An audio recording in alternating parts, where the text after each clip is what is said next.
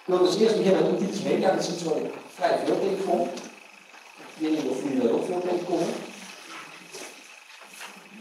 Ja? Er zijn enkele mensen die ja denken, goed. Maar er is voor veel mensen niet een veel voorkomend probleem. Oké. Als het probleem niet vaak voorkomt, dan is het wel. Als je bij otitis media kijkt, dan zie je dus deze middelen. Het zijn er heel veel. Heel veel staan er in mijn ogen niet terecht in. Althans niet waar ik iets heel vaak of overwegende niks heel vaak. Een punt van Riptorium is dat de laatste, laten we zeggen, 20 tot 50 jaar is de diagnose veel meer verbeterd. Dus, laten we zeggen, kinderen die kunnen praten, die zeiden vroeger, ik heb pijn aan mijn linkeroor. Dus als een kind oorpijn heeft, een linkeroor, dan moeten we kijken of er pijn bij het linkeroor in plaats van alleen een ontsteking aan het linkeroor. Iets media, want hier staan er heel veel middelen in. Maar vaak is het toch wel belangrijk om ook weer te kijken bij pijn in het linkeroor. Omdat vroeger mensen die diagnose niet konden stellen dat ze iets media zijn gewoon pijn. Hetzelfde geldt voor schouderklachten. Bij een bursitis in je rechter schouder, zie je vaak heel erg middelen staan. Als je kijkt naar pijn in de rechter schouder, dan zie je maar meer middelen staan die echt op zin hebben door die klachten. En het heeft alles mee te maken met dat vroeger patiënten de letterlijke omschrijving van de patiënten werd gebruikt, maar nu steeds meer in medische diagnose. Dus dan loopt het een beetje uit elkaar. Dus hier kan ik niet zo heel veel mee, want het zijn veel te veel. Maar dit zijn voor mij de belangrijkste middelen voor dit soort klachten. En dan is het wel handig als je dat vrij snel kunt differentiëren, want die oorontsteking, daar kan ik meestal geen 2-3 uur van uitkijken om een middel te zoeken. Dus als je er doorgaat, calciumsulfurisch, maar het niet echt chronische ziektes, waarbij je veel afscheidingen uit kunt hebben, maar chronisch blijft sukkelen ondanks antibiotica, dan is het natuurlijk snel rechtszijdig. Snelle ontwikkeling, calcium, kleine dichte kinderen, calciumkuur, het is niet zozeer voor oorontsteking. Maar de oorontsteking is zo heftig dat zelfs het botachtige oor als het niet wordt aangepast. Dan moet mensen natuurlijk heel geïrriteerd door Camara, maar dan zou een door Camara relevant kunnen zijn voor otitis media. Sorry? Koudvatten, afkoeling. Verder fosforicum als iemand koorts heeft zonder andere indicaties en oorontsteking. Zo kijk je dus gewoon naar die middelen. En als je het vrij snel kunt differentiëren, dan schiet het ook wel heel snel op. Belladonna en Mercurius zijn voor mij de voornaamste middelen, maar niet de enige middelen, want ik kon niet gewoon ook zo'n middel wat je voor rechtszijde of oorontsteking kunt gebruiken. Belladonna en Mercurius, het zijn de eerste middelen waar ik aan niet denk als het gaat om rechtszijde of oorontsteking. Zoals ik zei, ik denk dan nog niet gewoon helemaal goed. Voor deze dag heb ik niet alles gelijk pakken, dan kun je ook vrienden op voortzetten en dan kun je nog andere middelen.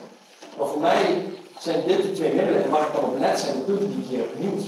Bijvoorbeeld Mercurius heeft vooral s'nachts-verijving. Mercurius heeft geen echte oorzaak, maar Belladonna heeft wel een oorzaak, namelijk afkoeling.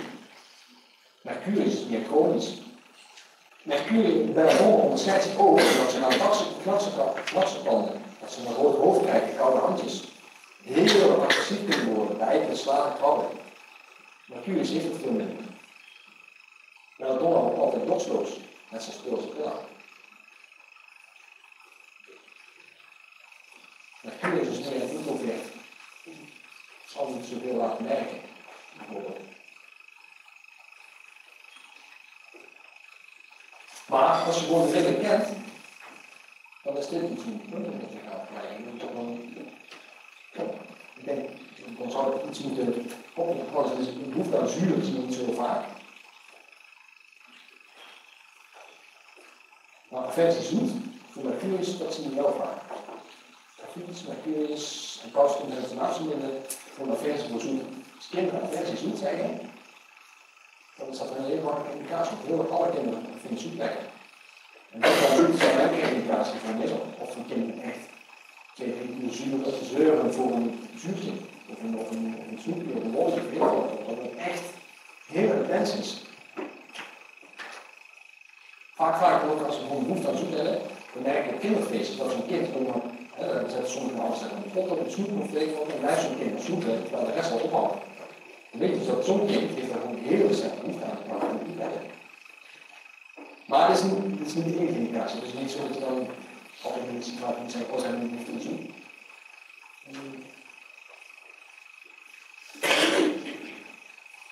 Voor het linkeroor zijn de voornaamste middelen wat mij betreft aconieten en grafitis. En daar heb je ook weer verschillen. Aconieten is meer in hele acute situaties. De grafitis pas meer op die chronische situaties. Of waarbij zo'n kind vaker, 1 keer per maand, 1 keer per 2 maanden, een hongersteking krijgt. Verschil ligt ook vooral in de heftigheid. Aconieten is veel heftig, grafitis is wat traag. Dus snelle ontwikkeling bedoel ik de snelle ontwikkeling van de ziekte. Grafitis heeft vooral een gevolg van het onderdrukken van afscheiding. Dus als die een antibiotica krijgt voor een loopoor of andere medicatie, dan kan het zo zijn dat de longontsteking veel sterker wordt omdat zijn afscheiding stopt. En daar zijn met name grafitiskinderen heel erg moeilijk voor. Aconieten is natuurlijk bang, hè? Maar bij kleine kinderen zie je niet zo snel dat ze zeggen, ja, dat bang voor de dood, of ik denk dat ik om 12 uur doodga of dit of dat. Maar je ziet dan een hele sterke angst en rusteloosheid. Frenzy, anxiety, dat soort zaken. Terwijl een grafitis die ligt bijvoorbeeld in bed, en die is gewoon geïrriteerd, die is traag, die blijft daar liggen, dat is een heel ander beeld. Aconieten de belladonna, die geeft vooral bij acute klachten. Bij kleine kinderen, als ik ze voor chronische klachten behandel, dan geef ik ze vaak, niet altijd, maar wel vaak, geef ik ze aconieten, belladonna en schamonium. Zeker als de kinderen zijn die een tijd geen koorts hebben gehad, of die de neiging hebben om koorts of ernstige klachten te ontwikkelen. En want vaak hebben ze een belladonna of aconitum of schamonium nodig. Het zijn de voornaamste middelen bij meningitis en bij koorts, dus koortsstuiten. En als je die kinderen dus substantieel wil helpen, dan moet je ze ook helpen als ze hele heftige koortsklachten hebben of heel ernstige acute klachten. Anders, als je iemand helpt voor, laten we zeggen, eczeem, dan krijg je tussendoor nog eens oorontsteking.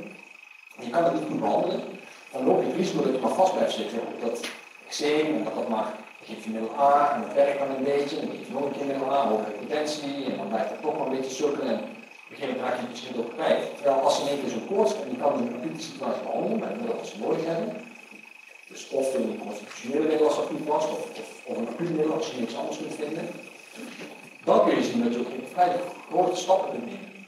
Ik heb er straks ook een casus van een patiënt die een middel heeft gegeven op klierkracht, ophoudheden, dat soort zaken. Ik krijg geen oorontsteking.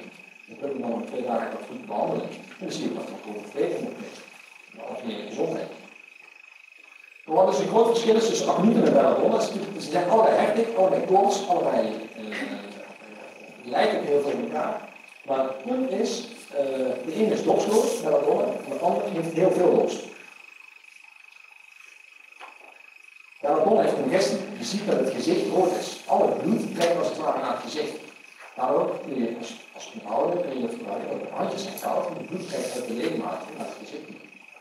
Dat is iets heel anders dan aconitum. Aconitum heeft min of meer een bleek gezicht, of één kant rood, de andere bleek. En met name de bleek, als ze overeind komen, worden ze duidelijk heen. Dat is onderuit.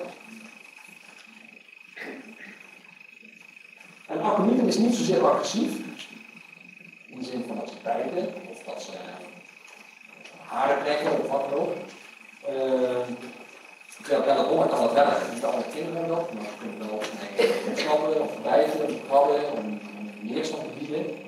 Dokters die dan in de oor willen kijken, die krijgen een klap, of die worden gebeten, of die worden, dat is wat moeilijker.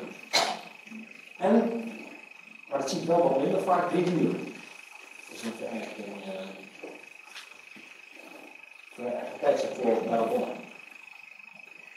De kleine kinderen zien hoor het verschil niet, maar als de kinderen ouder zijn, kunnen ze het misschien beschrijven als tegen de kloppen. Dat is ook het verschil tussen aconitum en belladonna. Belladonna is congestie. Dus daar kloppen de pijn. Als je op het laboratorium kijkt en dan zie je ook andere pijnen. Maar de voornaamste typische pijn van belladonna is kloppen. Congestie. Het kan zijn congestie dat ze zeggen, oh, mijn oor klopt.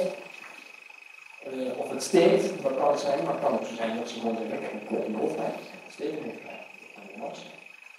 Programma, chronische otitis media. Dat wil voor mij zeggen, die kinderen die zijn niet zo heel gezond.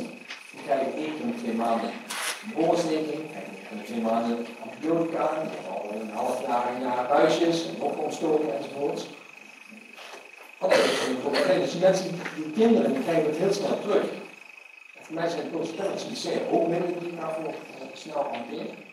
Nogmaals, ik zeg dan ook snel hanteren, snel hanteren, maar het is voor mij niet het enige middel.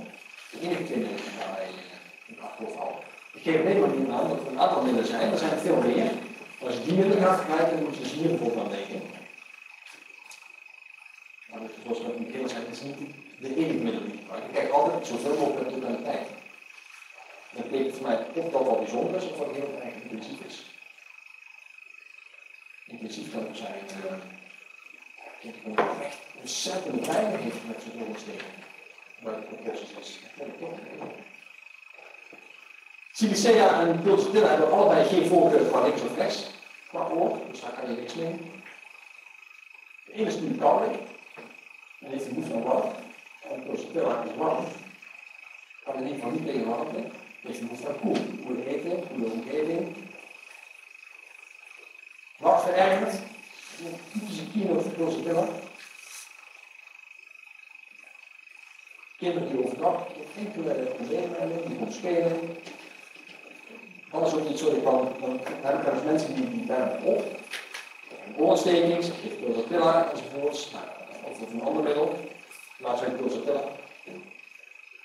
Ze zijn 11 uur een telefoontje, nou, ik goed nog voor voor, dan gaan we morgen nog terug. Dan is morgens goed, ja, dat is wel redelijk goed gegaan. En dan vraag ik toch nog vaak, om die dag erna te bellen. Ondanks dat het goed gaat, omdat bij pulsatilla is de kans groot dat het s'nachts weer terugkomt.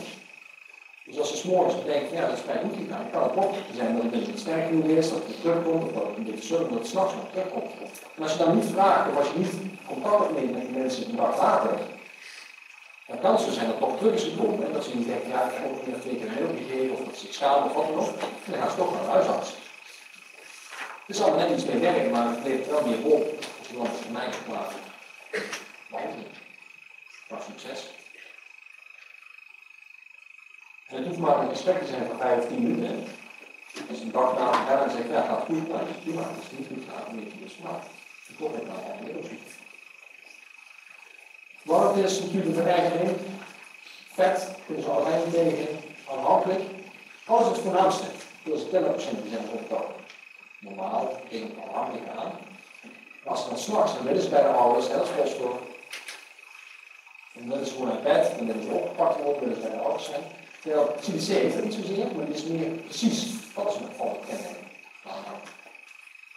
Ik wil zeggen bij hele kleine kinderen dat bijvoorbeeld een soort puzzelstukjes die je aan elkaar kunt klikken, die zijn in 3-4 kleuren. En dan zie ik als kinderen, die maken een baan van rood en dan leggen ze een baan van geel naast. En kijk, dat is een mooi symptoom. Dat zou eens heel veel dingen heel precies zijn. Terwijl dat niks te maken heeft met dat ze elke dag thuis poetsen of weet ik veel. Dat heeft ook te maken dat ze mentaal ingesteld zijn op kleurtjes bij elkaar, zodat ze misschien die kleuren kunnen herkennen, maar dat ze wel iets in de psyche weten te weten, dat moet rood zijn, dat moet groen zijn en rood. Postuur is ook anders, maakt een delicaat, terwijl pulsatilla een algemeen vriend kan zijn. En de transpiratie is ook anders, namelijk voor silicea en calcium verbonden zijn de 2 middelen, de vooruitspelen die een transpiratie op het hoofd hebben. Silicea ook met de voeten. En pulsatilla, maar dat zie ik niet zo vaak, halfzijdige transpiratie. Dus linkerzijde of rechterzijde, veel van de achterkant. Het middel wat ik wel vaak gebruik bij kleine kinderen, calcium. Ik gebruik voor 2 klachten, longklachten en oorzaken. Iets media. Bij pulsatilla zie je lijkt heel veel op elkaar. Pulsatilla particles. Ze zijn vitamine, maar calcium is veel minder aanhankelijk. Pulsatilla is veel meer aanhankelijk.